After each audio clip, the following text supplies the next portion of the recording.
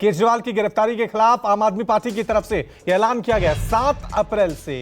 सामूहिक उपवास करेगी आम आदमी पार्टी। जंतर मंतर पर 7 अप्रैल को सुबह 11 बजे ये उपवास होगा। तो अपने अपने तरीके से ये राजनीतिक लड़ाई चल रही है। अरविंद केजरीवाल, मनीष सिसोदिया, दो बड़े नेता आम आदमी पार्टी के दिल्ली शराब नीति मामले में अभी ईडी की गिरफ्त में हैं। दूसरी तरफ सड़क पर एक राजनीतिक लड़ाई चल रही है जिसमें आम आदमी पार्टी की तरफ से यह घोषणा की गई है कि 7 अप्रैल से आम आदमी पार्टी एक सामूहिक उपवास करेगी। सीधा रुख करते हैं मेरे सहयोगी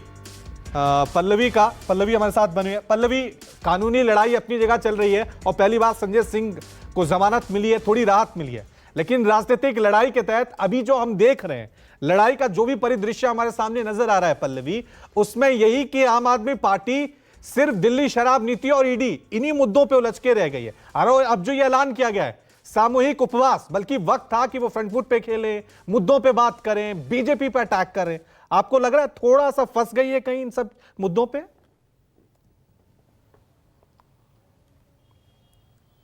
कोई दो राय नहीं है रवि। जिस तरीके से ईडी और कानूनी लड़ाई जिस तरीके से लड़ी जा रही है आम आदमी पार्टी की तरफ से और लगातार राजनीतिक बयानबाजी भी हो रही है, तो ऐसे में जाहिर तौर पर ये जो पूरा चक्रव्यूह जो दिखाई पड़ रहा है वो इसी के इर्द गिर्द घूम रहा है कि किस तरीके से ईडी पर आरोप लगाकर बीजेपी को घेरा जा सके। लेकिन ये कहीं न कहीं जिस तरीके से संजय सिंह को जमानत मिली है वो एक तरीके से एनर्जी बूस्टर का काम करेगी आम आदमी पार्टी के लिए, और इसका इस्तेमाल आम आदमी पार्टी आने वाले चुनाव में बहुत पुरजोर तरीके से करेगी। अब जहां तक बात 7 अप्रैल को सामूहिक उपवास का है, तो देखिए आम आदमी पार्टी आंदोलन से जुड़ी हुई पार्टी है और ये कहीं ना कहीं लग ही रहा था कि इस तरीके के आंदोलन को वो आगे बढ़ाएगी ताकि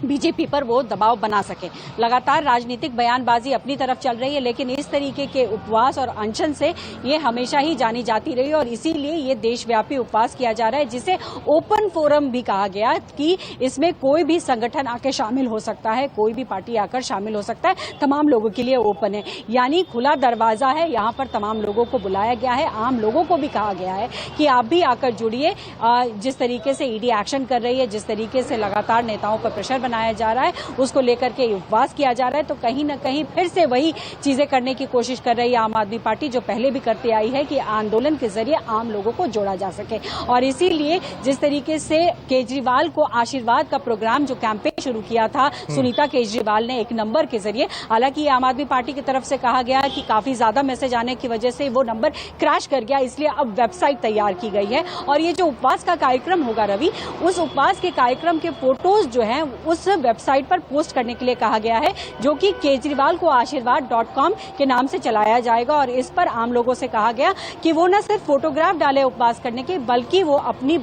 आशीर्वाद भी अरविंद केजरीवाल को लगातार उस वेबसाइट के जरिए देते रहे। यानी आम आदमी पार्टी जो है वो कोशिश कर रही है कि बीजेपी पर लगातार हमला बोलती रहे, चाहे वो आंदोलन के माध्यम से हो, चाहे वो राजनीतिक माध्यम से हो, चाहे वो कानूनी लड़ाई हो। तो फिलहाल जिस तरीके से संजय सिंह को जमानत मिली है, ये कहा जा रहा है कि एक संजीवनी की तरह आम आदमी पार्टी के लिए काम करेगी, क्योंकि लोकसभा चुनाव में आपको भी पता है रवि कि सिर्फ दिल्ली तक सीमित नहीं रह पड़ता है, आपको अलग अलग राज्यों में जाना होगा। और संजय सिंह की यह खासियत रही है कि वो मुखर तौर पर बोलते हैं। साथ ही साथ उनकी पत्नी का भी ये बयान आ गया है कि वो पार्टी ऑफिस आएंगे संजय सिंह और यहाँ पर कार्यकर्ताओं को संबोधित करेंगे। संजय सिंह बाहर ये जश्न नहीं होगा क्योंकि संजय सिंह बाहर आ रहे हैं, ये तो तय हो गया है, लेकिन वो चुनाव प्रचार में किन मुद्दों को कितने जोर से उसे उठाएंगे देखने वाली बात होगी, क्योंकि कोर्ट की तरफ से उन पर कई पाबंदियां लगा दी गई हैं। इस